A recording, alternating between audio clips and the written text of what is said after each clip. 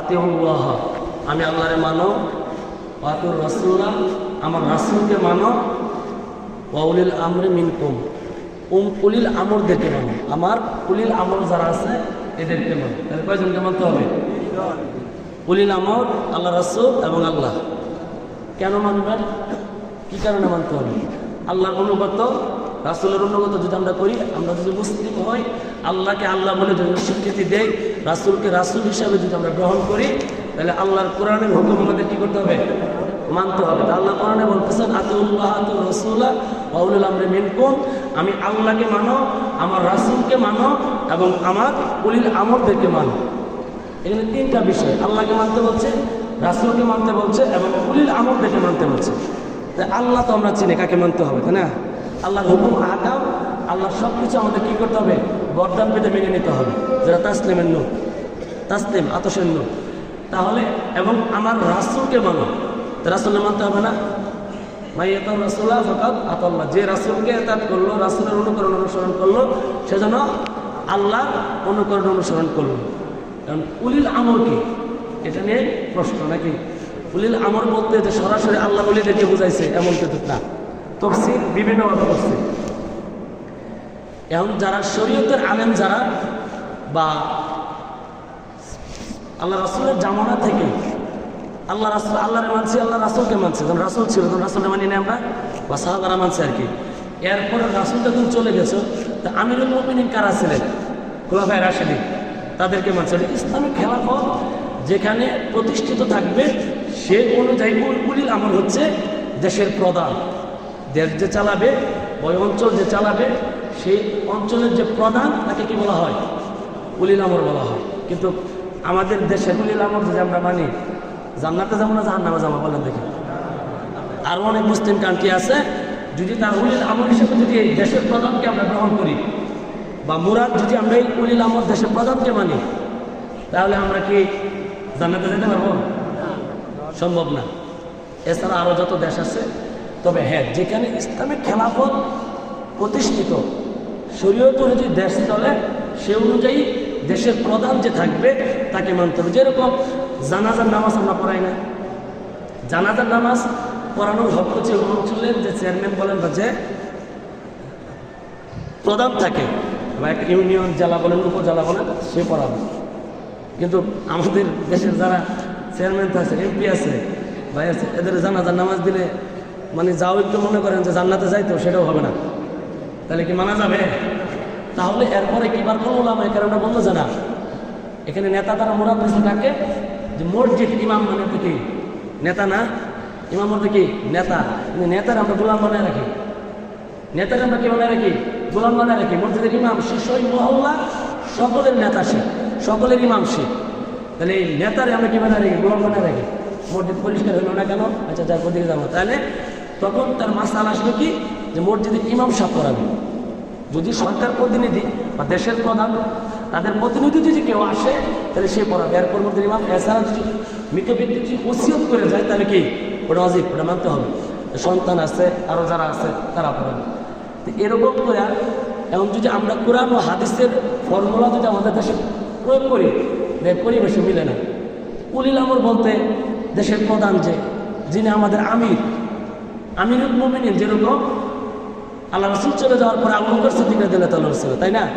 সমস্ত মুসলিম উম্মাহ আমির ছিল কে? সাইয়েদনা আবু বকর সিদ্দিক রাদিয়াল্লাহু তাআলা। তো আবু বকর সিদ্দিক রাদিয়াল্লাহু তাআলা চলে যাওয়ার পরে কি হচ্ছে? হযরত ওমর রাদিয়াল্লাহু তাআলা ছিলেন, যিনি অর্ধ পৃথিবী কি করছে? শাসন করছে। এরপর উসমান রাদিয়াল্লাহু তাআলা, এরপর আলী রাদিয়াল্লাহু তাআলা, এরপরে হাসান হোসেন আসছে, অনেক ঝামেলা হয়েছে। দিন যত গেছে তত কি হয়েছে? এলোমেলো হয়েছে। এরপরে জয়নালাদ্দিন নাকি, এই যে দেখেন পরাক্রম আসছে, এই পরাক্রমরা বা এই ধারাবাহিকতা যদি আমরা না ধরি, আমরা যদি উলিল আমর দ্বারা মুরাদ দেই ওই কালের সংজ্ঞা, তাহলে কিন্তু আমরা কেউ, আচ্ছা যদি আমরা দেশের সরকারকে যদি মানে, তাহলে আল্লাহর মানা হবে? আমার দেশ স্বাধীন হওয়ার পরে কি দিল? অসাম্প্রদায়িক নাম কি দিছে? অসাম্প্রদায়িক। অসাম্প্রদায়িক তো এটা বোঝায় যার যার ধর্ম শেষে করবে। কারণ আমাদের দেশে অসাম্প্রদায়িক দিছে, যে যার যার ধর্ম সে তার মতো করে পালন করবে। কিন্তু ইন্ডিয়াকে এর আছে মসজিদ ভেঙে ফেলাইতেছে আমাদের। তাহলে আমাদের বেলা তারা অসাম্প্রদায়িক রাখছে, তাদের এমনি কি নাই? অসাম্প্রদায়িক রাখা যাবে না। এটা দেশ যখন স্বাধীন হয়েছে দেখছেন নেতার অভাব নাই, মাতব্বরের অভাব নাই। এরকম আপনার এলাকাতে দেখবেন যে একটা কাজ করবেন, যখন শুরু করবেন ডাকবেন পাবেন না, মোটামুটি যখন সফলতা আসবো বা আপনি সফল হয়েছে দেখবেন মাতব্বরের অভাব নাই। ঠিক তদ্রুপ দেশ যখন স্বাধীন হয়েছে বেলা তখন কি মনে করেন সবাই পাওয়া গেছে, তখন চিন্তা করছে কেনা যেতে, ও যেতে না ও যেতে, এরকম করছে যে জিতবো জেতার পাঠাতে যাবো, এমন আছে না। যখন দেশ স্বাধীন হয়ে গেল কয়েক লাগাই দিল কি, অথচ এই দেশ কি ছিল মানে সংখ্যালঘু হিসেবে তো করা হয়েছে, দেশ বিভাজন হয়েছে না। পাকিস্তানে আন্ডার ছিলাম না আমরা, মাঝখানে ইন্ডিয়া, পাকিস্তানে আন্ডার ছিলাম কেন, এই দেশে মুসলমানের সংখ্যা বেশি ছিল, এজন্য দেশ বিভাজন হয়েছে হিন্দু আর মুসলমানের উপর নির্ভর করে। তখন থেকে পাকিস্তানে মুসলমান বেশি, তারা বিভাজন হলো কত 45টা কথা শুনে হইলো, বাংলাদেশের মুসলিম মেজরিটি বেশি, আমরা পড়ে গেলাম কার আন্ডারে, পাকিস্তানের আন্ডারে। পাকিস্তান আমাদেরকে শোষণ নির্যাতন করে, তাদের সাথে আমরা থাকবো না, অনেকে উৎসাহ দিল, আমরা কি করলাম দেশ স্বাধীন হলো, এমন মাথা বড় অভাব নাই, আয়সা লাগাই দিল কি দেশ স্বাধীন কি মুসলমানরা করছে না হিন্দুরা করছে, সবাই মিলে তো করছে। অসাম্প্রদায়িক ঠিক আছে মানলাম, কিন্তু মুসলমানদের অধিকার কি রাখে? এই যে নাস্তিক বলি আমরা, যারা মুরব্বীরা কম বুঝলেও যারা ইয়ং যারা বুঝলো নাস্তিক, নাস্তিক বলতে আল্লাহরে মানে না, মানে আল্লাহ বলতে কেউ নাই, এটা এমনি হয়েছে প্রাকৃতিকভাবে সব হয়েছে। নাস্তিক বলতে আল্লাহ কেউ নাই। নাস্তিক বলতে আমরা যেটা বুঝি, নাস্তিকরা শুধু ইসলামের কি করে, ইসলামের দিকে আঙুল ধরে, অন্য কোনো ধর্মের প্রতি কোনো নাস্তিক আঙুল তুলছে আজ পর্যন্ত, তাহলে এটাকে নাস্তিক করতে পারবেন? এটাকে নাস্তিক, এরা ইসলাম বিদ্বেষীরা, এদেরকে আপনি কি বলতে পারবেন না, নাস্তিক বলা যাবে না। কারণ ওই নাস্তিক অন্য ধর্মের ব্যাপারে সে কথা বলে না, কথা বলে ইসলামের ব্যাপারে, তার মানে সে কি ইসলাম তার অ্যালার্জি, তো সে ইসলাম বিদ্বেষী, তাকে নাস্তিক বলা যাবে। নাস্তিক বলতে সে কোনো সৃষ্টিকর্তা বলতে কাউকে মানে না, এগুলো যা দেখতেছে আপনা আপনি হয়েছে, আমরা আপনা আপনি হয়েছি, আমরা আপনা আপনি মারা যায়, প্রাকৃতিক নিয়ম। এই জন্য অনেকে বলে আমরা শিরিক দেখুন দিক দিয়ে করি, বলা নাই, তো প্রকৃতির ডাকে গেছে বা প্রকৃতি করছে, প্রকৃতি এরকম হয়েছে। এটা কি ঠিক? সব করার মালিককে মুসলমান এটা মানতে পারে? মানতে পারে। তা নাস্তিক বলতে ইসলাম বিদ্বেষী, নাস্তিক বলতে যারা বাংলাদেশের যে নাস্তিক দেখে বা পৃথিবীতে যে নাস্তিক আছে এরা কি ইসলামের প্রতি বিদ্বেষ, কিভাবে ইসলামের ক্ষতি করা যায় চিন্তা করে, কিন্তু তারা অন্য ধর্মের ব্যাপারে কথা বলে না। তাহলে আমাদের দেশ যদি মুসলিম হুকুমাতে মানে কোরআন ও হাদিসে হুকুমাতে যদি আমাদের দেশ চলতো, তাহলে আমাদের দেশের উলিল আমর হতো কে? দেশ প্রধান, দেশের যে প্রধান আছে সে কি উলিল আমর। কিন্তু এখন যদি আমরা উলিল আমর দ্বারা মুরাদ দিই, উদ্দেশ্য নেই আমাদের দেশের প্রধান, তাহলে আমরা জান্নাতে যেতে পারবো? তাহলে বোঝা গেল এটা মানা যাবে না। এই জন্য তরিকতপন্থী তাসাউফপন্থীরা বলে গেছেন উলিল আমর দ্বারা বোঝাইছে আল্লাহ আল্লাহ রাসূলের যে এতাত করবে, আল্লাহ আল্লাহ রাসূলকে যারা পরিপূর্ণভাবে ধরবে তারা কি উলিল আমর। যেহেতু আতিউল্লাহ আতিউর রাসূল ওয়া উলিল আমরি মিনকুম, আগে আল্লাহর কথা বলছে আবার রাসূলের কথা বলছে, তো শেষ উলিল আমর। এই উলিল আমর আগে জাগর দুজনকে অনুসরণ করবেন, আল্লাহ এবং রাসূলের এতাত যারা করবে তারা কি উলিল আমর। এই হিসাবে কারা পড়ে আল্লাহর উলিগণ। এখন বলবেন কিভাবে? আপনি দলিল নেন উসমানীয় খেলাফত, আরজা উমাইয়া খেলাফত, আব্বাসী খেলাফতে দেখেন যতগুলো খেলাফত আছে, খেলাফতে যারা বিশ্ব শাসন করছে তাদের বুড়াই গিয়ে দেখেন একজন আল্লাহর ওলি তাদেরকে কি করছে, গাইডলাইন দিছে, নির্দেশনা করছে, তাদের বিপদে আপদে আল্লাহর কাছ থেকে সাহায্য চাই কি করছে।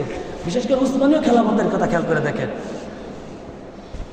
ইবনু আরবি ওনার কত বড় আল্লাহ ওয়ালা ছিলেন চিন্তা করছেন, অনেক বইও লিখে গেছেন, তার সঙ্গে অনেক সুন্দর সুন্দর বই লিখে গেছেন।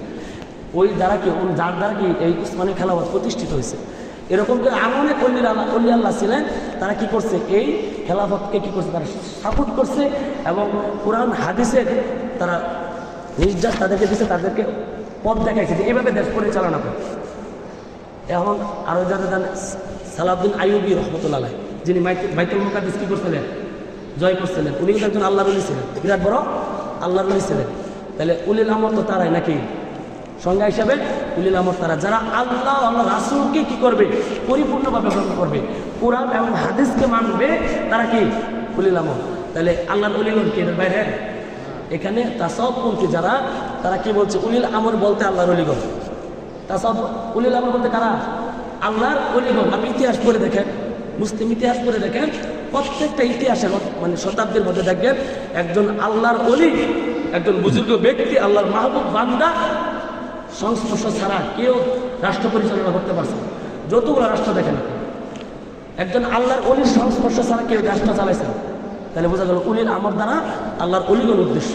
তাহলে যেহেতু আল্লাহ এখানে কোরআনে বলছেন আতিউল্লাহ আতিউর রাসূলা ওয়া উলিল আমরি মিনকুম, আমি আল্লাহরে মানো, আমার রাসূলকে মানো, আমার ওলিদেরকে মানো, আমার বন্ধুদেরকে মানো। তাহলে ওলি আল্লাহদেরকে মানা কার ফরজ? আমরের সিধা ফরজ, মানতে হবে, আপনার মানতে হবে, উলিল আমর মানতে হবে। আপনি যদি না মানেন, এই জন্য বলছে যার পীর নাই তার পীরকে শয়তান। অন্ত যারা বিরোধী তারা তো ডাইরেক্ট কই পাইল ওইটা, তারা কি কোরআন হাদিস বাদ দিয়ে কইছে যে না আল্লাহ বলতেন আতিউল্লাহ আতিউর রাসূলা ওয়া উলিল আমরি মিনকুম, আমি আল্লাহরে মানো, আমি আমার রাসূলকে মানো এবং আমার উলিল আমরকে মানো। উলিল আমরকে আল্লাহ বলি না, আল্লাহর ওলিদেরকে মানার কথা কে বলছে? ওয়াকুনু মাস-সাদিকিন, তোমরা সিদ্দিকের সংস্পর্শে যাও। কার কথা? এটা আমাদের শিখা না, তো মানা কি ফরজ, মানতে হবে, মানতে হবে, কোনো রাস্তা নাই, দ্বিতীয় কোনো রাস্তা নাই। এই জন্য দেখবেন যত বড় বড় আল্লাহ বলিগণ আছেন বা বুজুর্গ ব্যক্তি আছেন, মনুষ্য যারা কিতাব, যাদের কিতাব পড়ে আমরা আলেম হয়েছি, যাদের কিতাব পড়ে আমরা আলেম করার দাবি করি, আলেম হই নাই, দাবি করি যে আমরা আলেম, তাদের প্রত্যেকের জীবনী পড়ে দেখেন একজন আল্লাহ আল্লাহর সহবতে থেকে নফসে যাকে আত্মশুদ্ধ করছে। ইমাম বুখারী রহমতুল্লাহ, আরও আগে যান ইমাম আবু হানিফা রহমতুল্লাহ, তার তো অনেক পীর সাহেব ছিল, শাফি রহমতুল্লাহ, হাম্বলী, সবারই পীর ছিল, সকলেরই পীর ছিল। ইমাম মালিক রহমতুল্লাহ বলছেন যে এলমে শরীয়ত মানলো, এলমে মারেফত মানলো সে জিন্দিক, আর যে এলমে শরীয়ত মানলো না, এলমে মারেফত মানলো সে কি আছে? চিন্তা করছে? তাহলে ওনারা তাহলে পীর মানছে জানে কি? এরপর ইমাম বুখারী রহমতুল্লাহ, তো তিরমিজি রহমতুল্লাহ, আরো যারা আছে প্রত্যেকের জীবনে পড়ে দেখেন প্রত্যেকে কি করছে? একজন আল্লাহর ওলির সংস্পর্শে থেকে, তাদের সহবতে থেকে তারা কি করছে? নিজের আত্মশুদ্ধি অর্জন করছে। তাহলে আমরা কি তাদের বাইরে? আমরা কি আল্লাহর বান্দা না? আল্লাহর হুকুম কি তাদের জন্য, আমাদের জন্য না? তাহলে আমাদেরকে কি করতে হবে? একজন আল্লাহর ওলির সহবতে থেকে তাদের হুকুম আহকামকে মানতে হবে। তাই আল্লাহর ওলিদেরকে মানতে হবে। হুকুম কার? আল্লাহর কোরআন। আল্লাহর ওলিদের কাছে গিয়ে বায়াত গ্রহণ করবেন, এটা কার হুকুম? আল্লাহর ওলিদের হুকুম। আল্লাহর ওলিদের কাছে গিয়া বায়াত হইলেন, বায়াত হওয়ার পর যদি আল্লাহর ওলির হুকুম না মানেন বা আল্লাহ ওলির যে হুকুম দিচ্ছে, যে দিক নির্দেশনা দিচ্ছে, এটা যদি আমি না মানি তাহলে কি আমি সফল হবো? ও জাহিদু, এই পথে কঠোর রিয়াজত করো, মেহনত করো, সম্ভবত তোমার সফলতা হবে। তাহলে এই পথ আল্লাহর ওলি যে দেখাইলো যে এই পথে আসো, এভাবে চল, এভাবে করো। তাহলে আমি যদি বায়াত হওয়ার পর, মুরিদ হওয়ার পর আমি যদি আমার অলির কথা না মানি, আমার পীরের কথা না মানি, তাহলে বায়াতের কোনো উদ্দেশ্য লাভ থাকলো? ডাক্তার দেখাইছে, দেখার পর উনি আপনাকে ট্রিটমেন্ট দিছে, প্রেসক্রিপশন করে দিছে, এই প্রেসক্রিপশনে ওষুধ দিছে যে এভাবে এভাবে খাবেন, খাওয়ার আগে খাবেন, খাওয়ার পরে খাবেন, সকালে খাবেন, রাত্রে খাবেন। কারণ আপনি মানি না, আমি আমার মতো খাবো, রোগ ভালো হবে? তাহলে আমরা যারা আল্লাহর ওলির হাতে বায়াত গ্রহণ করছি, তাহলে আল্লাহর ওলির হুকুম মানতে হবে কি হবে না? তাহলে এই যে আমরা এখানে এই কথার বড় উদ্দেশ্য হচ্ছে এটাই, আমরা যেখানে আসলাম, আমরা তো সবাই জানি কিন্তু বলে যায় আর কি, আমরা যেখানে আসলাম এখানে যে আমাদের একটা মোটামুটি একটা যতদিন আমরা রিয়াজত করলাম, আমরা মুজাহাদা করলাম, আমাদের একটা পরিবর্তন কিন্তু হয়েছে, প্রত্যেকেরই কিন্তু হয়েছে। দেখেন আমি শুরুতের দিনই বলছিলাম, বিষয় রমজান কিন্তু বলছিলাম যে যারা আসছেন আসার হালটা খেয়াল রাখেন, আবার যাওয়ার সময় হালটা খেয়াল রাখবেন, বলছিলাম কি না? বলছিলাম। তাহলে আপনি নিজে নিজে একটু রিয়ালাইজ করে দেখেন, যে গবেষণা করে দেখেন যে আমার কতটুকু পরিবর্তন হয়েছে। যার যতটুকু হয়েছে আলহামদুলিল্লাহ, নাকি আলহামদুলিল্লাহ। তাহলে যতটুকু হয়েছে এটুকু কি ছেড়ে দেওয়া যাবে? এটার জন্য আমাদের আল্লাহর ওলির হুকুম মানতে হবে। আল্লাহর ওলির হুকুম আমাদেরকে কি হুকুম দিচ্ছে? এই এতে কানে আমাদের হুজুর কেবলা হুকুম দিচ্ছে, আমাদেরকে বলছে বাবারা যাও, বাড়িতে যাও, যাচ্ছেন যান, আমাদের রেকর্ড আছে, নিতে পারবেন, যে কি যাচ্ছেন যান, বাড়ি থেকে ভুলে যান না, এখানে যে শিখলেন এটা ভুলে যান না, বাড়িতে যাবেন যান। দাবি করতে পারি না আল্লাহর অলিগণ যারা, আল্লাহর বড় বড় আল্লাহর অলিগণ যারা, তারা কেউ বৈশা নাই। চিন্তা করছেন কোন কথাগুলো বলতেছে? কেউ বৈশা নাই। উদ্দেশ্য মুরাদ কারা এভাবে বলেও দিছে, আব্দুল কাদের জিলানী, তারা খাজা মঈনুদ্দিন চিশতি রহমতুল্লাহ, মুজাদ্দেদ আল হোসেন এভাবে উল্লেখ করছে যে ওনারা বৈশা নাই। বুঝতে পারলাম বলছে আমি দাবি করতে পারি না, আমি দাবি করতে পারি না, তবে এতটুকু দায়িত্ব আমি নিতে পারি। আল্লাহর কোরআন বলছে সকাল ও সন্ধ্যা, আল্লাহ কোরআন কি বলছে? সকাল ও সন্ধ্যা আমি এতটুকু দায়িত্ব নিতে পারি, 24 ঘন্টার ভিতরে যে কোনো সময় 1 ঘন্টা সময় বের করে আল্লাহর জিকির করবে। কি দিছে আমাদেরকে? হুকুম দিছে। কামেল পীরের হুকুম মুরিদের জন্য কি ওয়াজিব, যদি না মানি তাহলে ওয়াজিব বললে হবে, মানতে হবে। এই জন্য বলবেন যে মানতে তো পারি না, পারেন না কেন? সবই হয়, এটা তো হবে না কেন? হয় না কেন? আমরা দৃঢ় প্রতিজ্ঞাবদ্ধ হইল।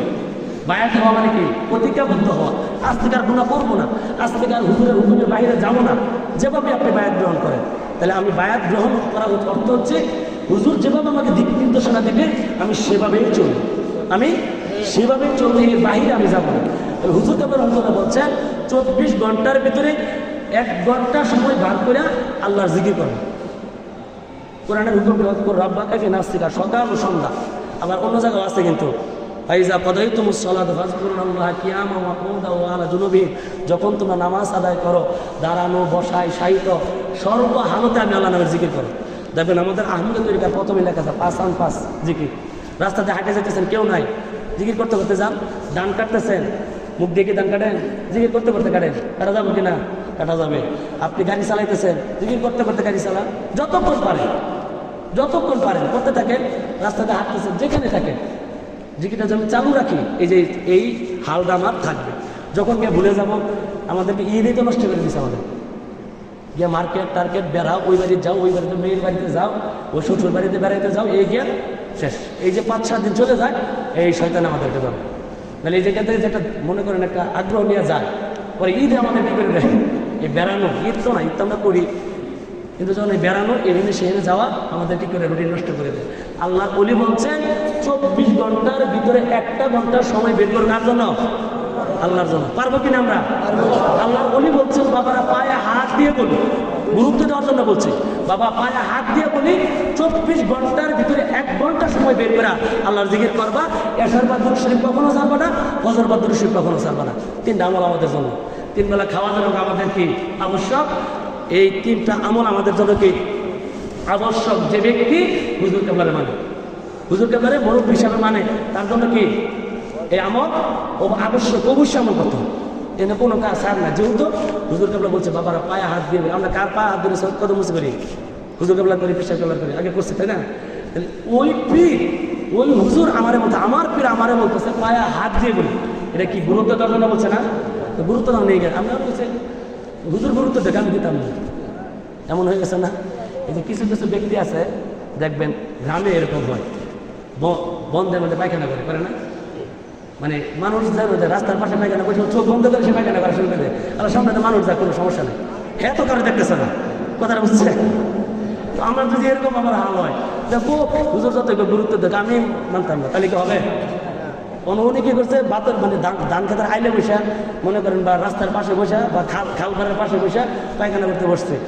চোখ বন্ধ করে পায়খানা করতেছে, সামনে দিয়ে যেই যা, হ্যাঁ তো কারো দেখতেছে না।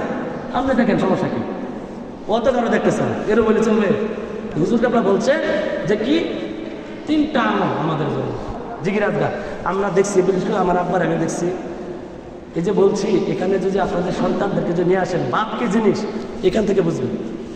আমার বাবার আমি দেখছি কখনো, আমার বিশেষ করে যারা পুরাতন মুরিদ থাকে, হুজুর কেবলার সহবত যারা পাইছে, ওনাদের ভিতরে এই বৈশিষ্ট্যটা আছে যে কি কখনো তারা কি করে না, জিকির আজগার ছাড়ে না। আব্বারে দেখছি বারান্দার একটা রুম ছিল, এই রুমের মধ্যে কি সন্ধ্যার পরে গিয়ে বসে একবার আল্লাহ করতে করতে যখন খানার লাগে ডাকতো, পরে এসার নামাজ পড়ে পরে খানা খেত। আর শেষ সাথে তো এটা তো যারা পুরাতন সবারই আমল আছে, আমি জানি সবাই শেষ সাথে ওইটা এই আমলটা যায় কখনো ছাড়ে না, পুরাতন করে এই আমল ছাড়ে না। আমরা নতুন যারা আমরা গাফে, আমরা তো আর ওরকম সহবত পাইছি না। হুজুর কেবলা তালিম তাওয়াজ্জুহ যারা পাইছে, ওদের সাথে আমাদের কোনো তুলনা হয়েছে না। আমাদের মতো 101 জনকে তুলবেন, আর আরেকজন আরেক পাল্লার মধ্যে হুজুরগুলো যারা হাতে গড়া, যারা সামনে থাকে, ওনাদেরকে এক পাল্লায় তুলবেন, হবে না। কেন হবে না? আমি যুক্তি দেই। এই যে এত বড় দরবার হুজুরগুলো একা করছে, এই পুকুরে মাটি কাটছে অনেকে, আমার বাবাও কাটছে, বল শুনছি আমি, এনে অনেক মন্ত্রী মিনিস্টার আছে, এরাও মাটি কাটছে। চিন্তা করছেন বিষয়টা? তাহলে সবার স্বার্থ যারা আগের হুজুর কেবলার, যারা আমাদের কথা বলি না, যারা হুজুর কেবলার সহবত ছিল, তাদের নিজের স্বার্থকে সিলসিলার জন্য দেওয়া দিচ্ছে। এটা কিন্তু নাকি মুরব্বীরা যারা মুরব্বী তারা বলতে পারবে, নিজের স্বার্থকে সিলসিলার জন্য দিয়ে দিচ্ছে। কিন্তু আমরা যারা আছি, আমরা সিলসিলার ব্যবহার করি, যা কি আমি অমুক, আমি অমুক। যেমন আমার কথা আমি বলতেছি, আমরা হুজুর কেবলার নাম নিয়ে যে ডাক্তার দেখাতে যাই, বলে কি হুজুর কেবলার নাতির নামায়, বা যে আমাদের নুরুল্লাহ ভাই নিয়ে যায়, যখন মনে করবো কোনো সিরিয়াল হয়ে গেল, একবার ডাইরেক্ট দিল, তো এটা ব্যবহার করলাম না। অথচ যারা আগের যারা ছিল, ওনারা নিজের সব কিছু সিলসিলা ধরে মিলে করেছে। তাহলে আমাদের কি ওনারা যদি এত পরিশ্রম না করে দিয়ে যাইতো, এতটুকু কি হইতে পারতো?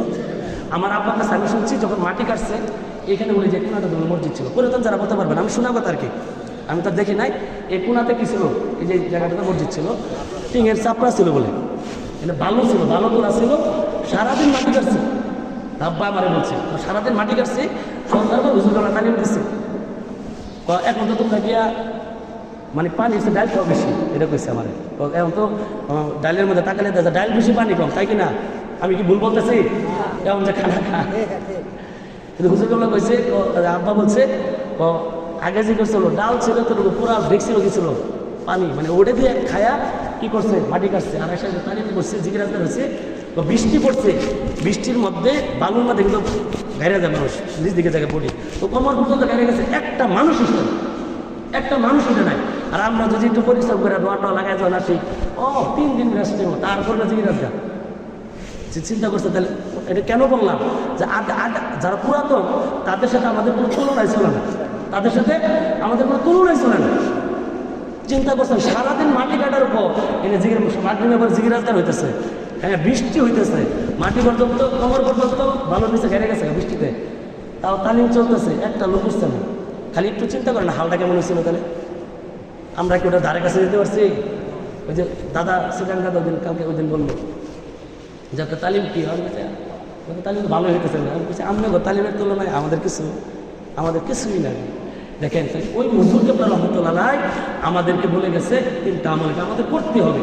সকালবেলা আমরা কি ফজর নামাজ পড়তে হবে তো নাকি, না ফরজ ছেড়ে দেয়া যে 3টাই করবেন নামাজ পড়বেন না এমন কিছু না, পরে আবার কেউ নামাজ তো করার কথা কেছে না, শরীয়তের সমস্ত হুকুম আমল করে। এটাকার রব ইলাই বিন নওয়াফিলি, বান্দা আমার এত নিকটবর্তী হয় নফল ইবাদতের মাধ্যমে। কিভাবে? ফরজ ছেড়ে দেয়া না, আল্লাহর নিকটবর্তী হয় আল্লাহর নফল ইবাদতের মাধ্যমে। তাহাজ্জুদ, জিকিরাতের কি ফরজ? জিকিরাতের ফরজ না, সকালবেলার আমল কি ফরজ? হ্যাঁ, নামাজ, ফজর নামাজ করা ফরজ। ফজরের নামাজ করে আপনি ওই মশলার মধ্যে বৈশাখ সবরটা আদায় করে 100 বার 101 বার কমপক্ষে 100 বার, বেশি যত করতে পারেন ইমামত তৈরি করতে হবে। যারা পারেন 4 তরিকায় পড়বেন, আলহামদুলিল্লাহ। কিন্তু এটা যারা পারেন তারা চেষ্টা করেন, আগ্রহ আছে করবেন, ওটা ছেড়ে দেয় না। যদি না পারেন, হুজুরুল্লাহ বলছে না পারেন আহমদি তরিকা আমাকে অবশ্যই করতে হবে। 101 বার আহমদি তরিকা দুরূদ শরীফ পড়া, এরপর কুয়াতের ভয়েস করা, সুলতানুন নাসিরা সাহায্যকারী শক্তিতে শক্তিশালী হইয়া ইমামত তরিকতের সাথে নেজবত লাগায়া আল্লাহর শক্তি না, লা হাওলা ওয়ালা কুওয়াতা ইল্লা বিল্লাহ, অর্থ কি? আল্লাহর শক্তি ছাড়া কোনো শক্তি নাই। এই শক্তি অর্জন করিয়া সুলতানুন নাসিরার নূর আপনি নুরানি হয়ে আল্লাহ রাসূল সুলতানুন নাসির দুরূদ পড়ি আমরা, এই দুরূদ শরীফ পড়া যখন আপনি দোয়া কইরা মাঠে ঘাটে চাকরি ব্যবসা বাণিজ্য আপনি যেখানেই যাবেন আল্লাহর রহমতে আপনার পিছনে থাকবে না? চিন্তা করছে। কিন্তু আমরা কি আল্লাহর সাইডে দুনিয়া দিই? দেখ তুই কত সুন্দর একটা জীবন জিন্দিগি, আল্লাহর অলিগঞ্জ জীবনটা কীভাবে সাজাইছে। আপনি ফজরের সময় উঠে ফজরের নামাজ পড়ে এই তাহমুদের তরিকা দুরশিক্ষা পড়েন, না হলো কথা এর আগে আলোচনা হয়েছে, কুয়াতের ফজরের ব্যাপারে কিন্তু আলোচনা হয়েছে, বাবুল চাচা সুন্দর আলোচনা করছে, এটা ছাড়বেন না। কিন্তু আমরা বিপদে আপদে পড়ি, আমরা অনেক মুসিবতে পড়ি, অনেক জাদু টোনা এগুলোর মধ্যে পড়ি। আপনি বাঁচার পথ, মুক্তির পথে যে আল্লাহর এই কোরআনের আয়াত, লা হাওলা ওয়ালা কুওয়াতা ইল্লা বিল্লাহ, আল্লাহর শক্তি ছাড়া কোনো শক্তি আছে? দুনিয়ার কেউ আপনারা বাঁচাতে পারবে না। এটা পরে যখন নিজের হেফাজত করবেন, বিবি সন্তান ব্যবসা বাণিজ্যকে হেফাজত করবেন। এরপর সুলতানুন নাসিরের শক্তি, যে শক্তি দ্বারা নবীগণ, রাসূলগণ, আল্লাহর ওলিগণ, আল্লাহর মাহবুব বান্দাগণ যে সাহায্যকারী শক্তি পায়া তাম দুনিয়ায় কী করছে, ইসলামের ডান্ডা উড়াই দিছে। তা আমাদের হেদায়েতের কাজ করতে হবে না? এই মুহূর্তে আমাদের অর্জন করতে হবে। এই সবকটা আদায় করে আপনি দুনিয়াতে চলে গেলেন, মাঠে চলে গেলেন, কাজে কর্মে চলে গেলেন, হ্যাঁ আল্লাহর বরকত আপনার কাছে আসবে কিনা একটু চিন্তা করেন, আসবে কিনা? আল্লাহর রহমত আপনার কাছে থাকবে কিনা? কিন্তু আমরা করতে পারি না, শয়তান আমাদের করতে দেয় না। এরপর জোহরের নামাজ হইল, জোহরের নামাজটা পড়লেন, এরপর আসরের নামাজ, ফাঁকে দিয়ে আসরের নামাজ পড়লেন, এরপর মাগরিবের নামাজ, কোরআনের আয়াত, ওয়াজকুর রাব্বাকা, সকাল সন্ধ্যা জিকির। তাহলে যদি সকালে নাও করতে পারেন কোনো ব্যস্ততার কারণে, শুয়ে একদম ঘুমাই যায় না, ঘুমায় যান না, সবাই সময় দিয়া পারলে বিবি সন্তানদেরকে নিয়ে কি করবেন, তো জিকির আজগার করে এসারে দুরূদ শরীফ পড়ে যদি ঘুমাইয়া যান, হুজুর কেবলার হুকুমকে আমাদের মানা হইল না? রুটিনটারে যদি আমরা এইভাবে সাজাই নেই, এই রুটিনটারে যদি আমরা এইভাবে সাজাই নেই, না আমি এইভাবেই চলবো, এর বাইরে আমি চলবো না, সাজাইলে কোনো কারণে দুনিয়া থেকে তো আমরা ধরবি, কোনো কারণে পারলাম না, কোনো কারণে পারলাম না, হুজুর কেবলা বলছেন ওই বাজার মধ্যে বলছেন যে যদি এতটুকু দায়িত্ব দিতে পারি, যদি কোনো কারণে যদি এশারের দর্শক করতে না পারে, ব্যস্ততার কারণে, জরুরতের কারণে, পরবর্তী এশার আগে যদি আদায় করে নেন চলবে। হুজুর কেবলা বলছেন সকালবেলাটা ফজরের বেলা তাই, যদি ফজরের কারণে কোনো কথা কোনো জায়গায় যাবেন বা কোনো ব্যস্ততা আছে, দরবার আছে, যে কোনো ব্যস্ততার কারণে পারলেন না, পরবর্তী ফজর আসার আগে যে কোনো সময় আদায় করে নেন। যেমন ফজরের পরে পারলেন না, জোহরের নামাজের পরে আদায় করে নেন, জোহরের সময় পারলেন না, আসরের সময় আদায় করে নেন, আসরের সময় পারলেন না, মাগরিবের সময় পাওয়া যাবে না, তিনের বেশি এর সুযোগ দেওয়া যায়। কথা বুঝতে পারছেন? এরপর তো এসারের পর আপনার সব কারেন্ট আছে, একদিন যখন কাজা করে ফেলবেন তখন এই সমস্যা। কিন্তু আমরা কি করতে পারি না, করতে পারি না, আমরা করি না। অথচ কামেল পীরের হুকুম আতিউল্লাহ আতিউর রাসূল উলিল আমরি মিনকুম, আমি আল্লাহরে মানো, আমি রাসূল, আমার রাসূলকে মানো, আমার উলিল আমরকে মানো, আমার ওলিদেরকে মানো। আমরের থেকে অবশ্যই মানতে হবে। আপনি যদি এই রুটিনটা আপনার সাজায় নেন, যেমন আমরা 3 বেলা খানা খাই, সকালে উঠে খানা খাই না, সকালে নাস্তা করি তো নাকি না খাই চলেন না, আছে খাবো না, কালকেও খাবো না, করে চলেন। আমরা সকালে কিন্তু খানা খাই, তো খানাটা যেরকম আপনি লাজাম করে নিচ্ছেন, মানে আবশ্যক করে নিচ্ছেন। তা আমি সকালবেলা দুরূদ শরীফটা, সকালবেলার সবরটা যদি আমি আমার উপর লাজাম করে নেই, আবশ্যক করে নেই, মনে মনে কি কষ্ট পাইতেছেন মনে অনেকে যে এত কাছে আমার কাছে কেন, হ্যাঁ দুরূদ শরীফ পড়েন আল্লাহুম্মা সাল্লি আলা সাইয়্যিদিনা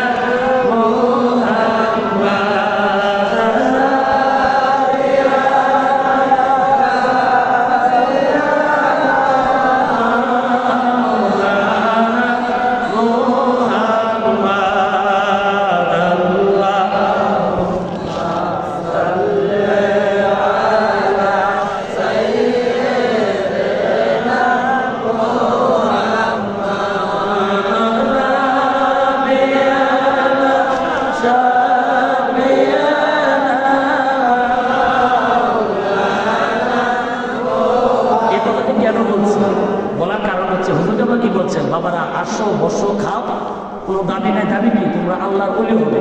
তো ওলি হওয়ার জন্য যে আমরা এতদিন এনে রুটিনে চললাম, এই রুটিনে তার বাড়ি থেকে চলতে পারবেন না, তাহলে এই চাকরি ব্যবসা বিভীষণতা থাকবে। এই যে রুটিনটা এশারের পরে দুরূদ শরীফ আদায় করলেন, এই রুটিনটা যেরকম 3 বেলা আমরা যেরকম খাই, এই 3টা আমল যদি আমাদের আবশ্যক করে নেই, আমরা প্রত্যেকে আল্লাহ, আমরা কি প্রত্যেকে আল্লাহ, প্রত্যেকে আমরা আল্লাহ হুজুর বলছেন আমার প্রত্যেকটা মুরিদা আল্লাহ বলি, বলছে কিনা? বলছে। তাহলে আমি যদি এটাকে আমার আবশ্যক করে নেই তাহলে ঠিক আছে। কারণ আপনাদের যে কোনো পয়সা হুকুম পয়সা থাক সমস্যা, তাহলে কি আপনার এই হওয়া হাকিকত অর্জন হবে না। হ্যাঁ নেসবত আছে, এই জন্য হুজুর মুরিদের সঙ্গে দিয়েছে কি মুরিদিন, মুতাকিদিন, মুহাব্বতিন, আমরা 3টার মধ্যে আরেকটা কি হয়েছে মুনাফিকিন। ওয়াজ আছে কিন্তু হুজুর কাবলা এই কথা বলছিল যে কি, যে শেখ মুজিবুর রহমতুল্লাহ, শেখ মুজিবুর সাহেবের বক্তব্য যদি রেকর্ড না করতো তাহলে ইতিহাস বিকৃত হয়ে যেত না। এরপরে থেকে কিন্তু হুজুর কাবলার ওয়াজগুলো কিন্তু কি করছে, রেকর্ড করছে। আমি মাঝে মাঝে উপলব্ধি করি এই রেকর্ডগুলো যদি না থাকতো, এই যে এখন বুঝতেছি এখন যে হুজুর কাবলা নাই, এই রেকর্ডগুলো যদি না থাকতো আমরা কি কতটা মাহরুম হতাম, চিন্তা করছেন? এই হুজুর কাবলার রেকর্ডগুলো যদি না থাকতো আমরা কতটুকু মাহরুম হতাম। এবং অন্তত রেকর্ডটা যখন কানের কাছে নিয়ে আপনি যখন সুন্দর করে শুনবেন, মনের অন্তরে কান দিয়ে শুনবেন, আমি মনে করি যে আপনি হুজুর কাবলা সরাসরি শুনতেছেন। এই হালাতের ভিতরে আনবেন। আর আল্লাহ কি মরে, অনেকে মেরে ফেলেছে আমরা। ইন্না আউলিয়া আল্লাহ লা ইয়ামুতু ওয়া ইয়ান্তাকিলু দারিল ফানা ইলা দারিল বাকা, নিশ্চয়ই যারা আল্লাহর ওলি তারা মৃত্যুবরণ করে না, তারা অস্থায়ী আবাস থেকে স্থায়ী আবাসের দিকে কি করে, প্রত্যাবর্তন করে। এদিকে থাকার জায়গা আল্লাহর ওলিগণ রুহানিভাবে তামাম এই যে কুয়াতের মধ্যে কুয়াতে রুহানিয়া অর্জন করেন না, আল্লাহর ওলিকে শক্তি তো শক্তিশালী না, তাহলে আল্লাহর ওলির হুকুম আমাদের মানতে হবে কি হবে না? এটুকু আমরা আমল করতে পারবো?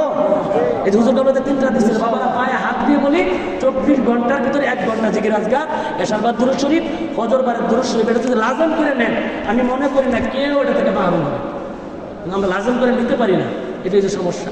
এটা নিতে হবে, দৃঢ় প্রতিজ্ঞাবদ্ধ হয়ে যান। হুজুর কাবলার কদম থেকে যাওয়ার সময় এই খেয়াল করে যাবেন যে আমি এই আমলটা অবশ্যই করবো, এই আমলটা আমি অবশ্যই করবো, কোনো সময় ছাড়বো। যদি কোনো কারণে ব্যস্ততার কারণে ছাড়তে না আমল করতে না পারি, অন্য সময় যে কোনো আদায় করে নেব ইনশাআল্লাহ। আল্লাহুম্মা সাল্লি